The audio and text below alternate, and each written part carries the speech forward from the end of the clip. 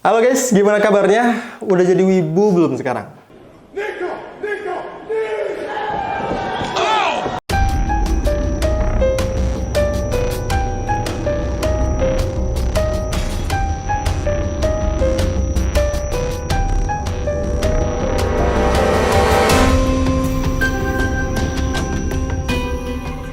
Setelah kemarin gue cukup banyak ngebahas soal brand lokal, agaknya kita ini udah dapat banyak insight lah tentang kondisi brand lokal kita sekarang.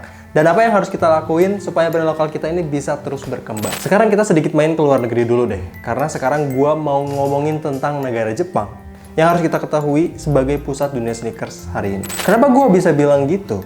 Yuk, kita ulik bareng-bareng. How has Japanese sneaker culture changed over time, in your opinion? It used to be like no other place on the planet. In some ways, it still is, but it comes from a style and fashion standpoint because of social media. And again, I'm not saying it's good or bad. That Japanese kid is into the same stuff that the kid, that Western kid in yeah. LA, you know, Right. like. Kalau kita ngomongin soal Jepang nih, kita pasti paham lah kalau Jepang ini adalah negara yang workaholic banget masyarakatnya. Ini artinya paham fashion masyarakat Jepang kebanyakan adalah setelan formal. Kayak pakai jas, kemeja, celana panjang, dan sepatu kulit formal. Pakem fashion yang tradisional ini bikin masyarakat terutama milenial sama Gen Z ini melakukan penyimpangan terhadap pakem fashion masyarakat umum.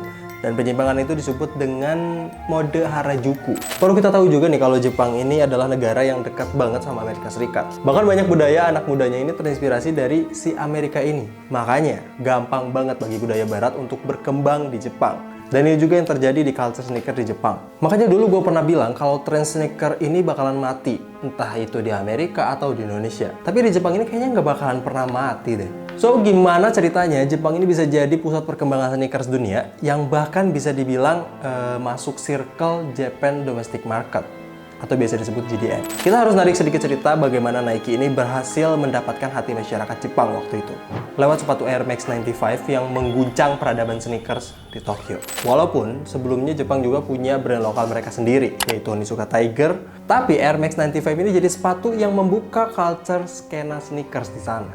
Disusul dengan New Balance 580 yang ngeramein pasar sneakers Jepang, bahkan salah satu anime lawas yang judulnya Initial D yang pemeran utamanya yaitu Takumi Fujiwara ini pakai New Balance 574 dalam keseharian dia.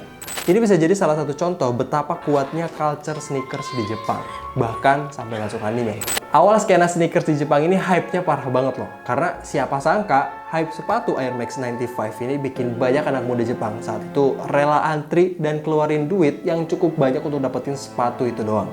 Bahkan ada kejadian nih, seorang anak muda berusia 21 tahun ini ngehajar 3 orang pria demi ngerampok sepatu itu. Ini kan udah gila banget ya. Lihat di Jepang bisa sefanatik itu padahal cuma sama sepatu doang loh. Sedangkan di kita, fanatiknya bukan sama sepatu. Fanatiknya itu sama duit, jabatan, dan agama. Intinya, antusiasme masyarakat Jepang terhadap sneakers pada pertengahan dekade 1990-an ini membuka era sneakers di Jepang. Mulai muncul di banyak distributor resmi sneakers di sana. Salah satunya itu Atmos. Dan juga mulai muncul reseller-reseller sepatu yang jual sepatu limited yang gue pribadi jujur belum tahu mereka ini matok harganya kayak orang gila apa enggak gitu. Cuman yang jelas kecintaan terhadap segala aspek budaya Amerika ini juga bikin Jepang mencintai sneakers. Dan sekarang mereka jadi pusat perkembangan sneakers di dunia. Includes America, and it has proved to be extremely lucrative for the brand. The Japanese market is a bit more adventurous when it comes to style, so Nike often takes liberties with its more ambitious designs and market tests many of them here. So it should come to no surprise that Nike's premier flagship location in Harajuku is a testament to the company's unwavering dedication to providing the best in Japan. スニーカーっていうものを通して、こう自分のそのファッションを見る目が変わったんですよ。なるほどなるほど。スニーカーを好きになってから、その着る服の系統も増えましたし、なんか Jepang, terutama Tokyo, ini jadi salah satu kota dengan daya tarik fashion terbesar di dunia. Gak mengherankan lah bagaimana culture sneakers pun jadi sesuatu yang mudah berkembang di sini. Biarpun gitu, kecintaan Jepang sama sneakers sebenarnya udah mulai sejak akhir Perang Dunia II. Di mana masyarakat Jepang ini udah percaya sama Onitsuka Tiger yang siluetnya ditiru sama Nike itu. Ya, walaupun tetap sih Nike ini jadi brand yang menguasai pangsa pasar sepatu di Jepang. Disusul dengan Asics atau Onitsuka Tiger, terus ada Mizuno. Yes, brand lokal mereka sendiri. Dan sekarang era sneakers Jepang ini udah kayak Japan domestic market, di mana banyak seri sepatu dari berbagai brand yang hanya dirilis di Jepang sesuai standar dan kualitas dari negara mereka. So, banyak sepatu yang hanya dirilis di Jepang dan masyarakat sendiri juga memiliki banyak waktu untuk mengeksplorasi semua sneakers. Ini yang akhirnya bikin market sepatu Jepang ini beda banget dengan negara lain.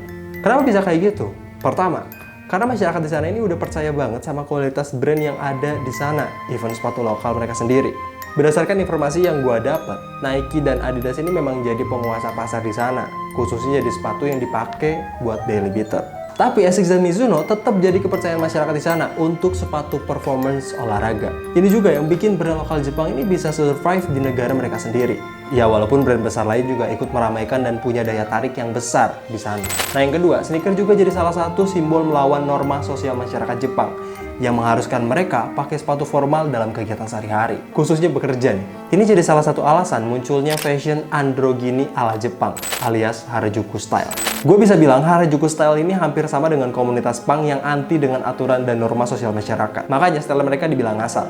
Ya enggak, tapi di mata orang kayak kita, ya style mereka aneh. Kurang lebih kayak gitu lah. Nah, terus persoalan kenyamanan juga jadi hal yang memicu pertumbuhan era sneakers di Jepang, termasuk bagi kaum perempuan. Setelan formal dalam bekerja, baik itu buat cewek atau cowok, ini pasti nggak bakalan nyaman kalau lu pakai kerja selama 8 jam sehari. Makanya kehadiran sneakers ini bikin peraturan tradisional di Jepang ini sedikit longgar.